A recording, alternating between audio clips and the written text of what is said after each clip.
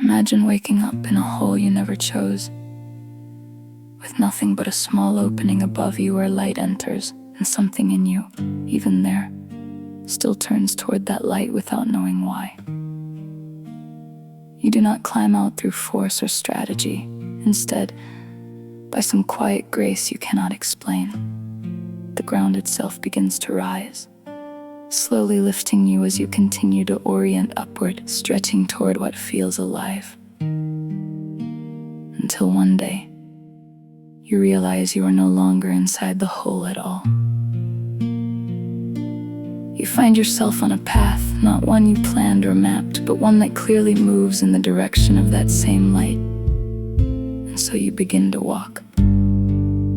The path leads you to a mountain, and without needing to be told, you understand that this is the way forward, so you climb, moving toward what feels like the sun, even though you never quite reach it. You feel its warmth, its presence, its pull on your body, and that is enough to keep you going. Even when the path unexpectedly descends and it feels at first like you have gone the wrong way, over time you come to understand that the descent is not a mistake, but part of the movement itself, a way of being carried into places that cannot be reached by climbing alone. And so you continue, moving up and down, always oriented toward the light, even when you cannot see where the path is taking you. Along the way, there are things that support you, sometimes in the form of practices, sometimes in moments of stillness, sometimes in a quiet recognition that you are not entirely alone, even when no one is beside you.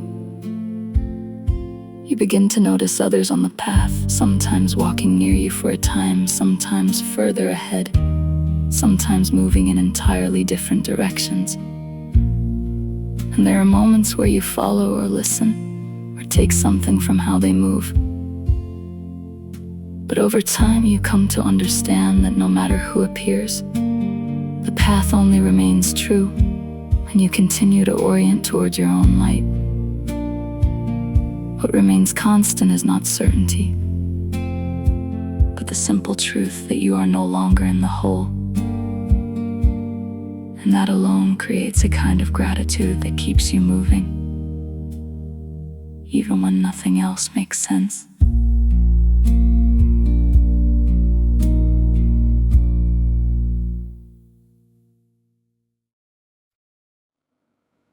After many mountains, something changes in your perception, and you find yourself standing in a place where you can finally see the path you have taken, the peaks you have crossed, the distances you traveled without knowing it at the time. And this recognition settles something in you. It is not that you have reached the light, but that you can feel the reality of your own movement toward it. And that is enough to let you rest without losing your orientation. At the top of one mountain there is a lake that feels so close to the light that it almost becomes indistinguishable from it.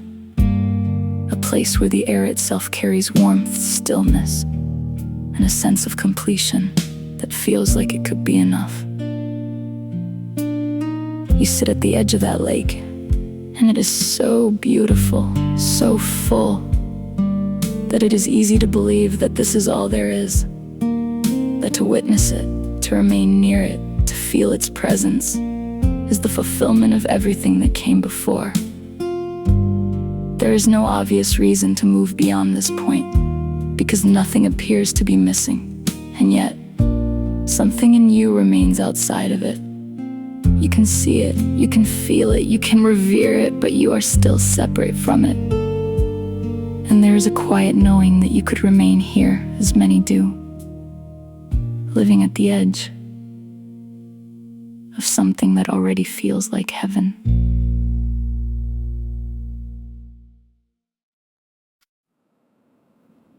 Then, at some point, you become aware of another presence.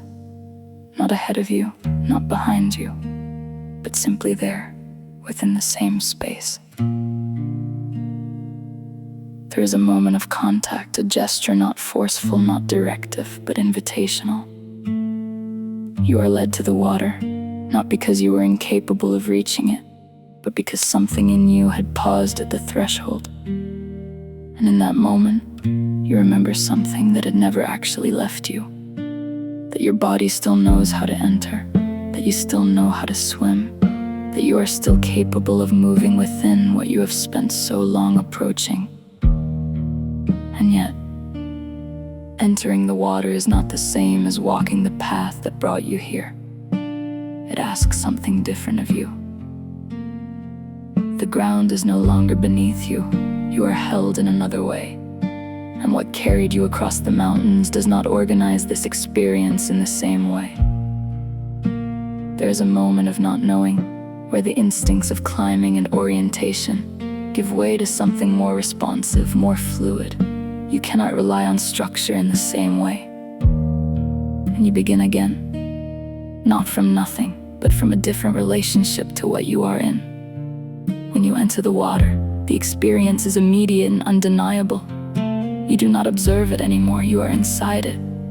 You begin to feel something you could not access from the edge, that the water itself nourishes you, that your body knows how to receive it, that parts of you that have remained held, structured, contained, begin to loosen, soften, and dissolve. You begin to recognize that you are not simply in the water, but of it.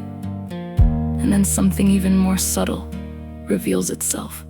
The light you have been orienting toward all along, the light in the sky that guided every step, begins to feel different, not absent, but reflected, as though what you believed you were moving toward was already here, already surrounding you, already holding you.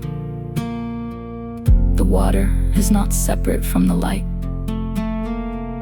It is another expression of it, something you do not chase, but something you enter, receive, and become part of. And you understand that the journey was never only about reaching the light, but about becoming willing to live inside it.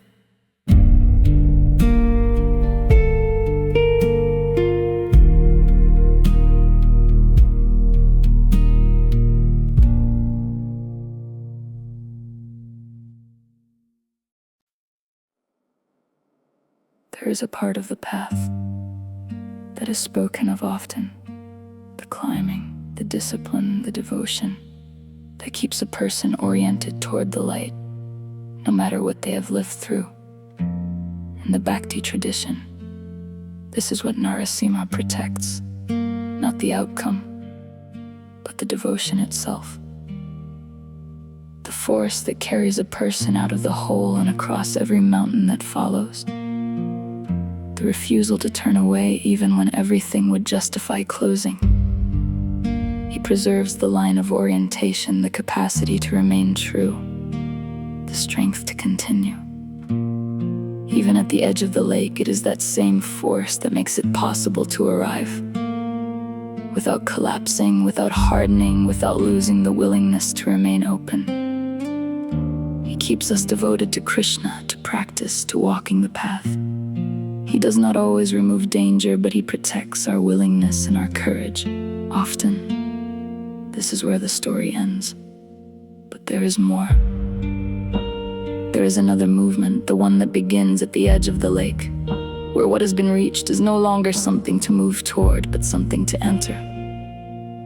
This is where Lakshmi lives, not as an idea of beauty, but as the lived experience of it.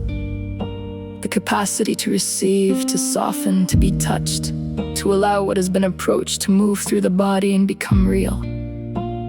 She does not direct Narasimha, she does not diminish him, she receives him. She comes toward what is fierce, what has been holding, guarding, protecting, and she meets it. Without fear, without resistance, without turning away, and in that meeting, something changes that cannot be produced by force alone through her. What was held in vigilance can release. What was oriented toward truth can experience beauty. She does not replace devotion. She fulfills it. She allows what has been preserved to be lived in her. Strength becomes tenderness. Protection becomes enjoyment. devotion becomes participation. What was once held at the edge becomes something that can be entered, received, and known from within. Together, they complete something. Without Narisimha, the path is not held. Without Lakshmi, the life is not entered. He preserves the willingness to continue.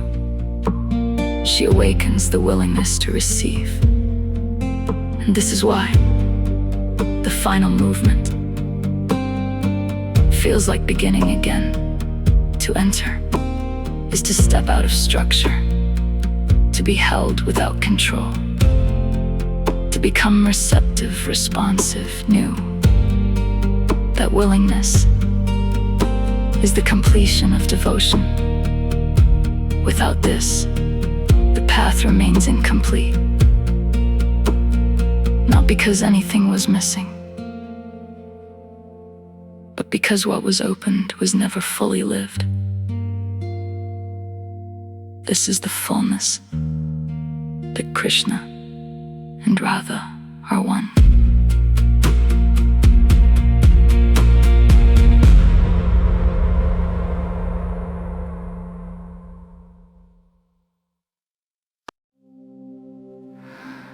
Jaya Jagadisha Hare, Jaya Jagadisha Hare, Jaya Jagadisha Hare, Jaya Jagadisha Hare, Jaya Jagadisha Hare, Jaya Jagadisha Hare. Narasimha Prahlada Daine, Hiranyakashipur Vaksha Shila Tankhana Khalaye. Ito Narasimha, Parato Narasimho, Yato Yamitato Narasimho, Bahir Narasimho, Hridaye Narasimho, Narisimhadev Jayanti. Tava Karakamala Shringam Dalita Hiranyakashipu Tanu Bringam Keshavadrita Narahari Rupa. Jaya Jagadisha Hare, Jaya Jagadisha Hare, Jaya Jagadisha Hare, Jaya Jagadisha Hare.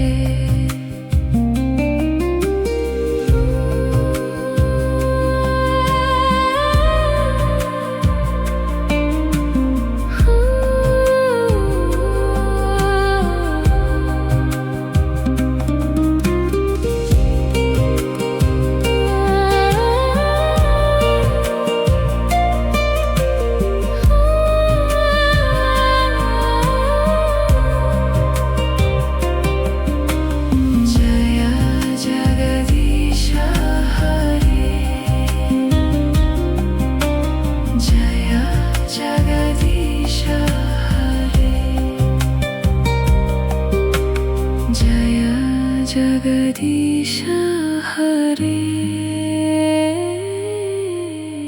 Jaya Jagadisha Hare.